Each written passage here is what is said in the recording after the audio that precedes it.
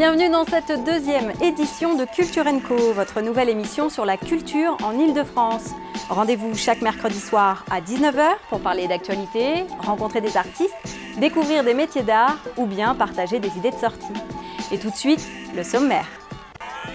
Nous irons inaugurer le nouveau matériel scénique de la salle de concert de l'EMB avec les artistes Orelsan et l'Unique. Vous revivrez la soirée de lancement du tremplin musical Le Grand Zébrock 2012 avec son président, Edgar Garcia. Nous écouterons un peu de musique classique avec l'orchestre symphonique de l'agglomération Est Ensemble. Nous suivrons ensuite deux compagnies en répétition. La première, les Folies du Temps, jouera du Vivaldi au festival Frisson Baroque. La seconde, Lubensia, participera aux rencontres chorégraphiques de Cadence. Vous découvrirez aussi l'immense talent du jeune pianiste prodige Xavier Taschini. Vous rencontrerez Saphir, une étonnante mamie slameuse au verbe audacieux. Et nous terminerons par deux idées de sortie. Direction le Val d'Oise, à Sannois, dans la salle de concert de l'EMB. L'espace Michel Berger a inauguré son tout nouveau matériel scénique avec le concert du rappeur Orelsan. Tout est flambant neuf, son, lumière, scène. Simon Rousseau de VOTV a recueilli les premières impressions.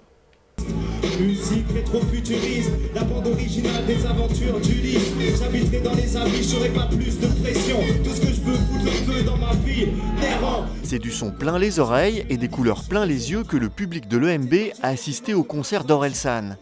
Vendredi soir, dans une salle comble, le rappeur a mis le feu, avec en plus du matériel scénique flambant neuf. On voit les artistes de près, le son est bon, la lumière est bien, c'est classe quoi. Il y a de bonnes basses, ça résonne bien et le jeu de lumière est vraiment sympa. C'était vraiment puissant comme son, vraiment efficace et ouais, c'était vachement bien. Quelques heures plus tôt, Zouki, le régisseur de la salle, peaufinait les réglages sur sa console dernier cri. Nouveau son, nouvelle lumière, l'EMB a investi en tout 343 000 € grâce à l'aide de nombreux partenaires. 70 000 € ont été pris en charge par l'association qui gère l'EMB, 43 000 € par le Conseil général du Val d'Oise, 100 000 € par le ministère de la Culture, 50 000 € par le Centre national de la variété et je crois 84 000 € par le Conseil régional d'Île-de-France. Cette somme a également permis de changer totalement la scène, un gage de sécurité pour les groupes déchaînés. La scène était un peu fragile, donc en bientôt 20 ans, le nombre de groupes qui sont passés sur cette scène, plus le public, parce que quand t'as les vents passent qui fait monter la moitié du public sur scène, t'as un peu peur et tout. Tandis que là, la scène, a fait 750 kg au mètre carré, donc voilà, quoi. Les gens peuvent monter sur scène sans aucun problème. Si le rap est malade, à son chevet qui sont les docteurs, les mêmes acteurs bien lâches et leur diagnostic trompeur. Ne casse pas les couilles avec des ordonnances de police. Si tu méritais ta blouse dans les bacs, y'aurait que des tueries. En première partie, le Cergissois l'Unique a présenté son prochain album solo qui doit sortir le 12 mars. Actuellement en résidence à Sannois, le rappeur Slammer a pu apprécier cette nouvelle configuration. Le son est très agréable. Plus précis, ouais, après là maintenant c'est différent, moi j'avais joué ici avec mon groupe, donc c'était vraiment des musiciens et là du coup j'ai un DJ, donc je peux pas vraiment me rendre compte, je peux pas avoir une différence aussi flagrante, mais ouais là comme ça je dirais que ouais, le son est bien meilleur, donc c'est un bon investissement. Déjà doté d'une des meilleures programmations du département, l'EMB, avec cet investissement, conforte un peu plus son rôle de tête de pont pour les musiques actuelles. De quoi aborder ses 20 ans d'existence dans les meilleures conditions.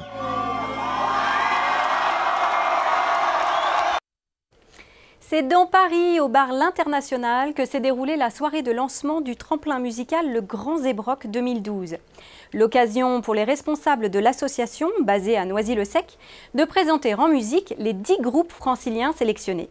Mathieu Canac de TVM Est Parisien a suivi la soirée pour vous.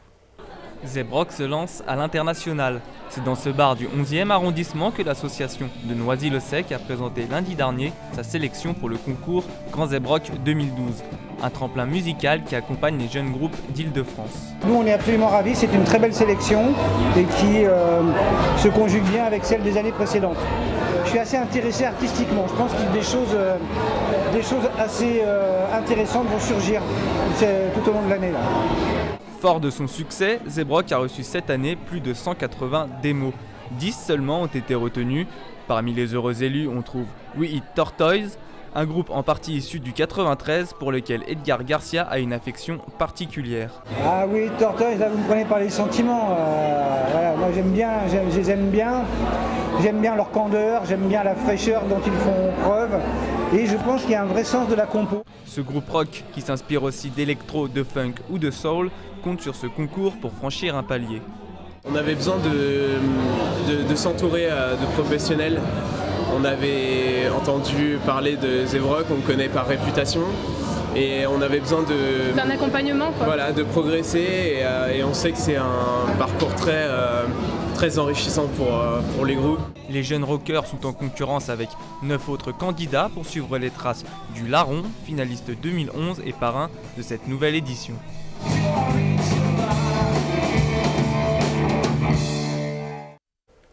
Direction la Seine-Saint-Denis, où les conservatoires de musique de l'agglomération Est Ensemble ont uni leurs forces et leurs talents autour d'un orchestre symphonique. 2 concerts se sont joués samedi à Bobigny et dimanche à Montreuil, où le public est venu nombreux pour écouter des œuvres de Wagner et de Beethoven.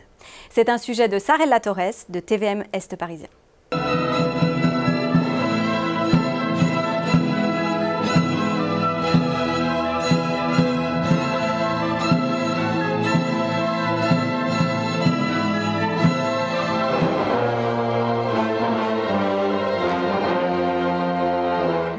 Fait la force. Les élèves des conservatoires de Montreuil, Bobigny et Romainville se sont réunis pour former l'Orchestre Ensemble. Leur nombre leur permet de jouer un large répertoire, de Beethoven à West Side Story. L'étudiant amateur aime jouer des œuvres importantes. Si on n'est pas au-delà de 25 musiciens, on ne pourra pas y arriver. Donc c'est simplement une réponse pédagogique pour de façon à leur donner une joie supplémentaire et simplement, ce qui est essentiel à leur niveau, c'est de jouer en orchestre.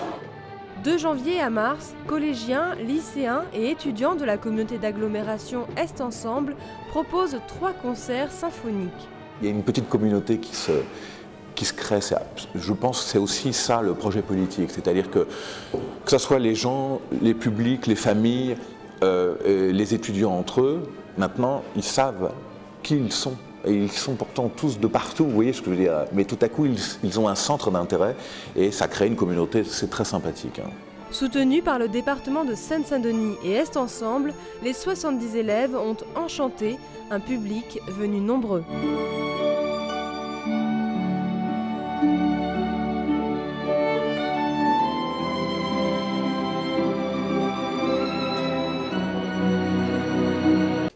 C'est en Seine-et-Marne, sur les communes de Marne et Gondoire, que se tient actuellement le festival Frisson Baroque, jusqu'au 29 janvier. La compagnie Les Folies du Temps y interprète un opéra de Vivaldi. Gaël Le Boulanger de Canal Coquelicot 77 a suivi leur répétition. Depuis le jour que la fureur le tient, il est toujours allé, nu, à l'ombre et au soleil. Il avait les yeux presque cachés dans la tête, la face maigre et sèche comme un os. Après Bach et Purcell, c'est dans l'univers du compositeur italien Antonio Vivaldi que nous emmène la compagnie Les Folies du Temps. Elle s'intéresse de près à l'un de ses opéras. Ils sont assez peu connus. Et il y a Orlando Furioso qui est absolument un chef-d'œuvre et qui en plus c'est sur un texte de l'Arioste, donc c'est aussi une épopée magnifique. À l'époque, ce poème est un vrai best-seller, tout le monde en connaît l'histoire. Vivaldi va transposer ses passions amoureuses contrariées sur une île où règne en vraie maîtresse Alcina.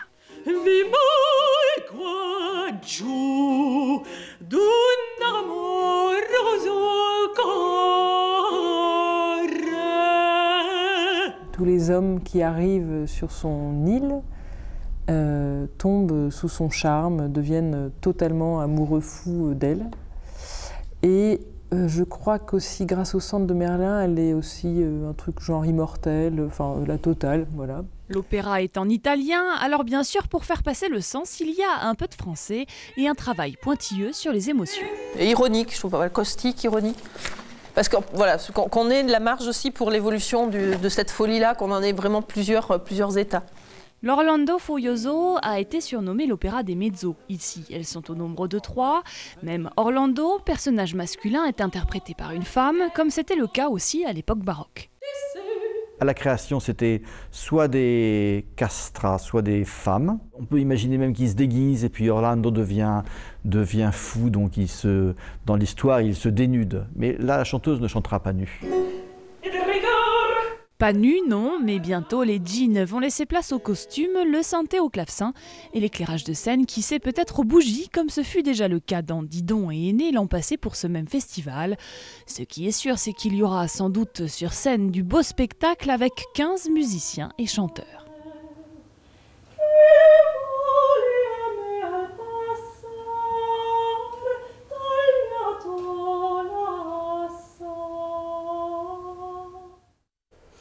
Direction l'Essonne, à Villemoisson-sur-Orge, où l'association Cadence organise la première édition des rencontres chorégraphiques. La jeune compagnie amateur Lubensia y participera avec leur spectacle Le Jardin d'Éden. Giuseppe Baggio de Télé-Essonne a assisté aux répétitions. La salle de spectacle Le Ludion à Villemoisson-sur-Orge abrite un corps de ballet amateur. Son nom, Lubensia.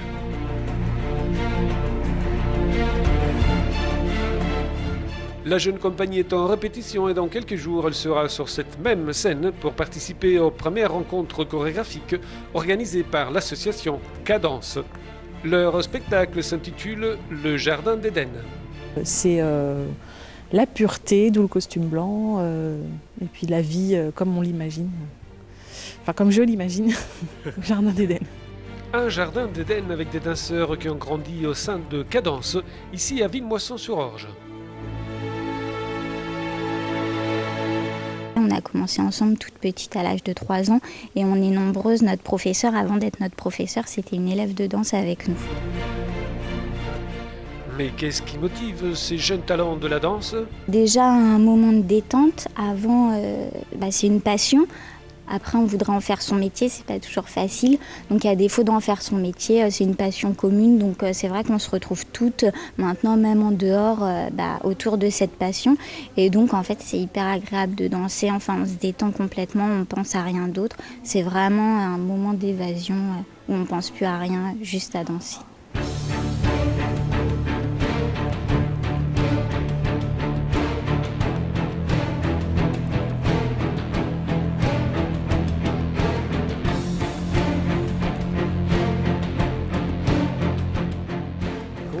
Pour bien s'entendre tous ensemble d'un groupe en fait?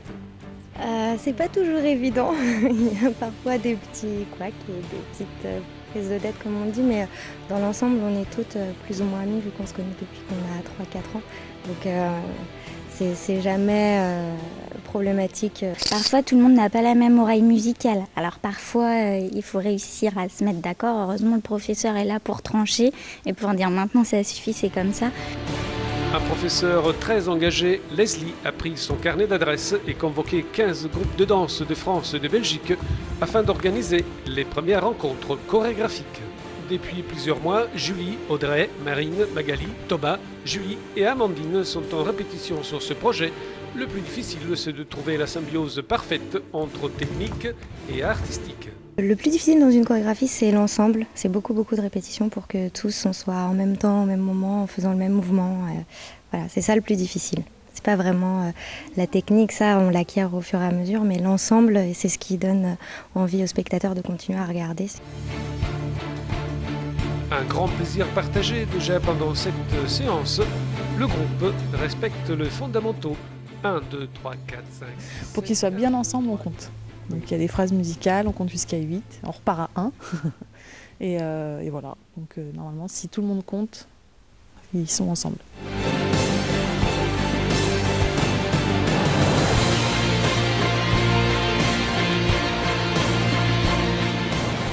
Rendez-vous le 4-5 février pour un spectacle inédit autour de la danse qui rassemble différentes compagnies et écoles de danse, ici à Villemoisson-sur-Orge.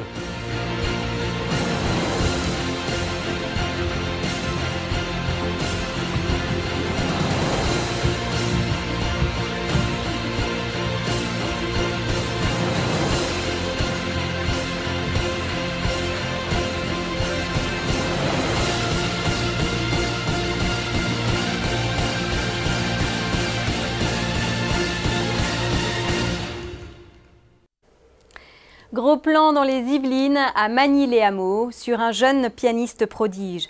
À seulement 11 ans, Xavier Taschini interprète et compose. Et il n'a même plus besoin de regarder les partitions. Victoria Simon-Martin de TV Fil 78 l'a rencontré. Regardez.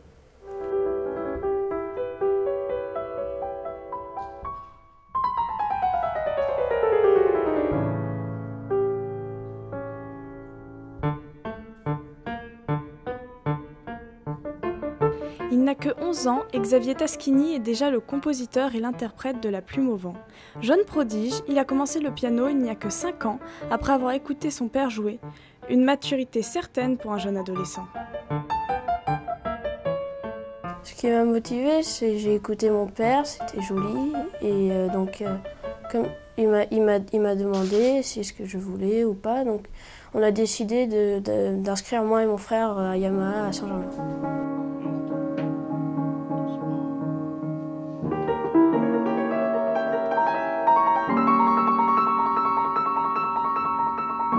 C'est au conservatoire de Versailles et chez lui que Xavier travaille son instrument 1h30 par jour, en 2 fois pour que cela puisse rester un loisir. À chaque fois qu'il se met à jouer, il peut ainsi s'évader. Quand je joue et que c'est beau, je rentre dans la musique, j'oublie tous ceux qui sont à côté de moi et j'essaie souvent de leur donner ce que j'ai le maximum de moi-même.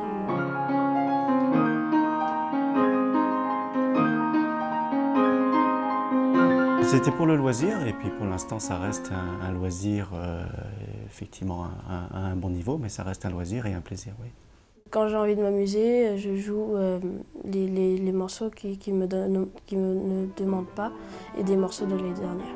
Et dans ce morceau, l'on peut notamment trouver du Schumann, du Rachmaninoff, mais surtout du Bach, son compositeur préféré, capable de jouer un morceau sans lire la partition, tout en mémoire et en dextérité.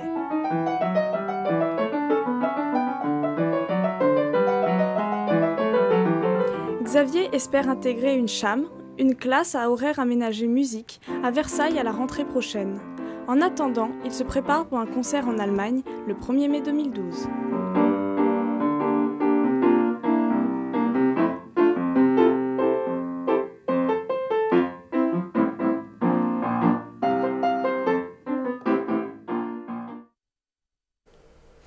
Nous repartons dans le Val d'Oise à la rencontre de Saphir, une mamie slameuse. Dans la vie, elle s'appelle Maryse Amourski, ce qui veut dire en russe qui vient de la région de l'amour. Cela vous donne un petit indice pour découvrir ces textes quelque peu osés. Johan Bensoussan de VOTV a fait sa connaissance. Retraitée d'une société d'import-export à 67 ans, Maryse Amourski aurait pu profiter tranquillement de son temps libre pour se reposer chez elle. Mais c'est bien mal connaître cet accro à l'écriture. Devant son ordinateur, elle jongle entre les textes comme avec les mots. Toujours son dictionnaire de rimes à portée de main. De temps en temps, on trouve un vers auquel on tient, on ne veut pas changer. Et puis, c'est la panne. On ne trouve pas le mot qu'il faut. Alors, on cherche, on se dit, voyons voir. Ça se termine par... Qu'est-ce que je pourrais bien trouver qui aille à la fois avec la rime et avec mon texte? Parfois on trouve et puis parfois on est quand même obligé d'abandonner et de changer. Actuellement, Maryse travaille sur une quinzaine de textes, des alexandrins, des vers et des strophes qu'elle fait partager au grand public sur les scènes slam. Une mamie slameuse, le portrait est déjà atypique, mais pour se démarquer encore plus, Maryse, qui se fait appeler Saphir, s'est fait une spécialité des poèmes libertins, polissons mais jamais vulgaires. Il y a celui pour qui les caresses ne sont que signes de faiblesse. Celui qui garde ses chaussettes, celui qui se déshabille sous la couette car il ne veut pas, le cul béni, montrer son petit oiseau au nid. Celui qui part dans ses délires et celui qui prend le fou rire, qui voudrait bien mais ne peut plus. Celui qui vous dit « ça t'a plu ?» Ça m'amuse énormément, c'est une mise en scène, c'est un personnage, c'est un peu de provocation parce que une grand-mère qui se permet ce genre de thème-là, au début ça a surpris, disons. Puis amusé. Et je me dis régulièrement, il y a un moment où il va falloir que j'arrête, parce que pour le moment ça passe encore, mais si je continue à slammer jusqu'à 80 ans, je ne pourrai plus me permettre de faire ce genre de texte, ça deviendra carrément obscène, quoi. Il y a celui qui tient surtout à démontrer qu'il a lu le Kama Sutra et qui vous plie une jambe par-ci, une jambe par-là.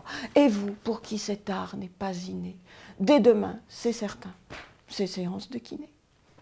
Et son premier public, le voici, Cyril et Alexandre, 9 et 11 ans.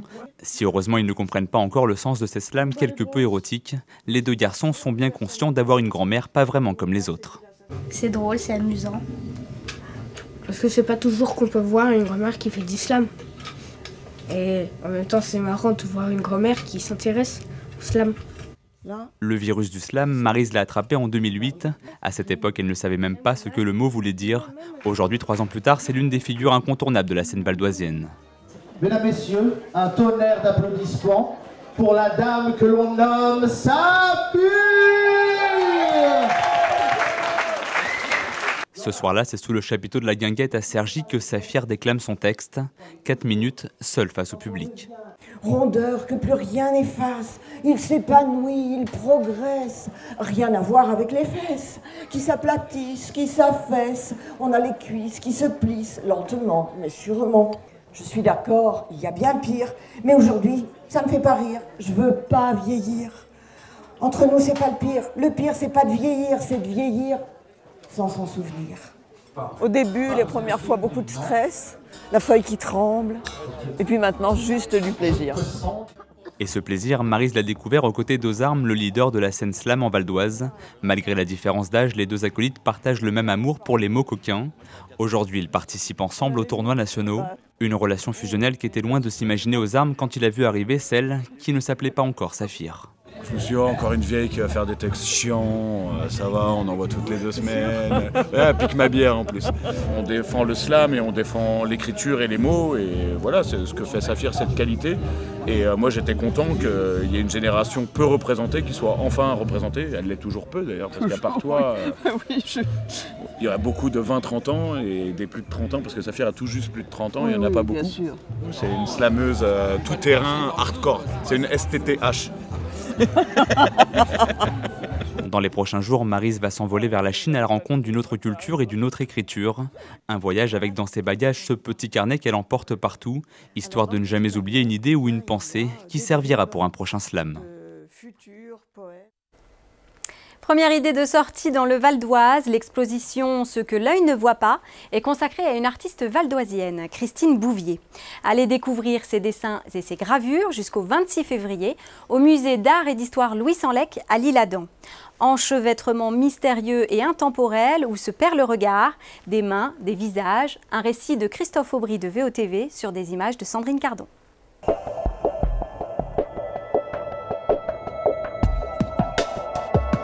Des œuvres gravées pour refléter une nature mystérieuse, des dessins pour dépeindre les visages familiers à l'artiste ou des mains à l'ouvrage. En tout, 80 gravures et 30 dessins réalisés ces 6 dernières années composent cette exposition. Fragments de paysages, les gravures immortalisent une nature anarchique et intemporelle. Elles sont la reproduction du regard de l'artiste sur des ruisseaux, des flaques ou des mares. Aperçue au hasard de déambulation, Christine Bouvier transforme des paysages anonymes en un monde aqueux, boisé, dense, tout en reflets, clairs et obscurs.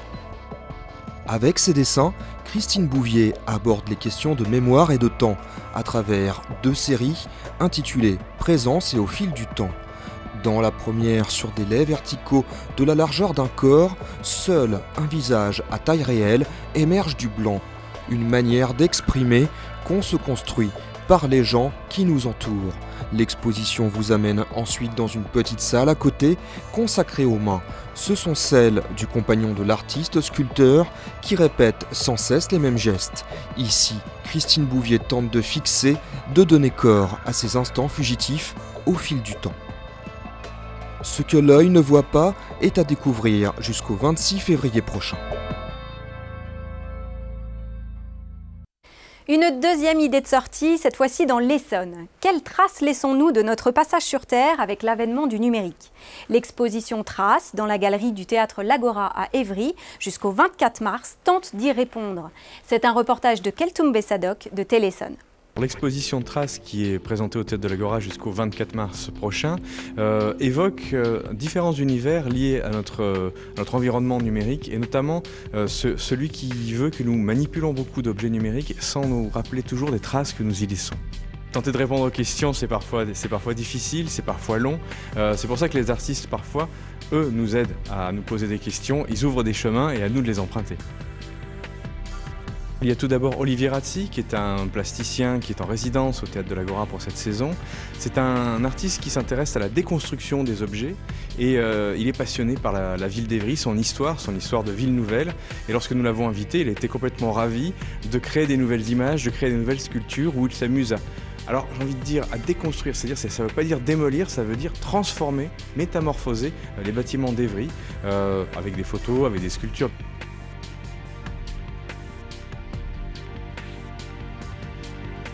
Le collectif One Life Remains, collectif de créateurs de jeux vidéo indépendants et que nous considérons, nous, comme de véritables artistes, des artistes du 21e siècle, parce que le jeu vidéo, c'est un loisir, mais c'est aussi une forme d'expression artistique, pas toujours très connue.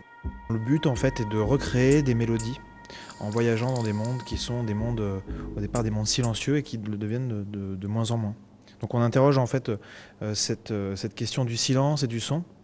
Et aussi la capacité du joueur à rentrer dans un monde qui est un monde immersif, mais qui est aussi un monde de composition où lui-même, par les chemins qu'il va prendre dans le jeu, va constituer ses propres compositions à l'intérieur du jeu. Chacun a une gestuelle différente par rapport au jeu, ce qui lie justement le jeu à ce lieu de l'Agora qui est un lieu de spectacle vivant, et on pense vraiment que dans ce jeu il y a une dimension chorégraphique.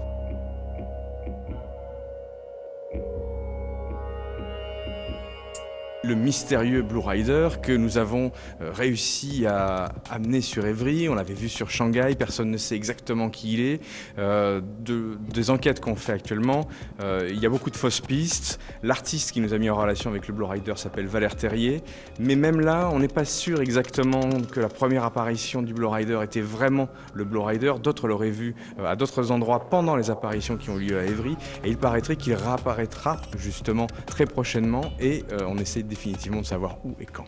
Ce que j'ai cru comprendre, c'est qu'il est actuellement en Chine et qu'il est en train de modifier le costume. Cela veut dire que le Blue Rider est un projet peut-être au moins franco-chinois, mais qu'il évolue en permanence. Je suis très curieux de savoir à quoi va ressembler le Blue Rider la prochaine fois.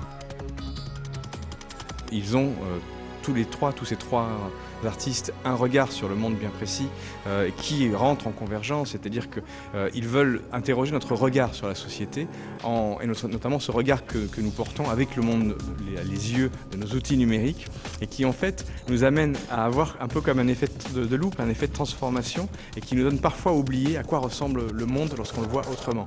Alors par là, ils ne veulent pas dire qu'il y a une vérité sur le monde, mais qu'on a plusieurs paires de lunettes et qu'on peut le regarder différemment. Et que plus on a de capacité à regarder le monde différemment, plus peut-être on peut mieux le comprendre.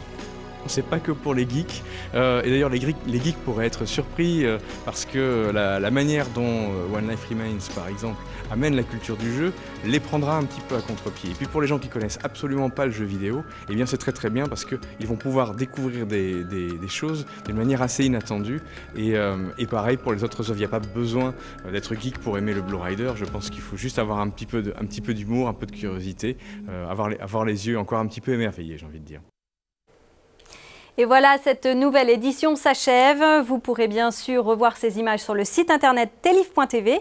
Merci aux rédactions des télévisions locales d'Île-de-France et à la semaine prochaine.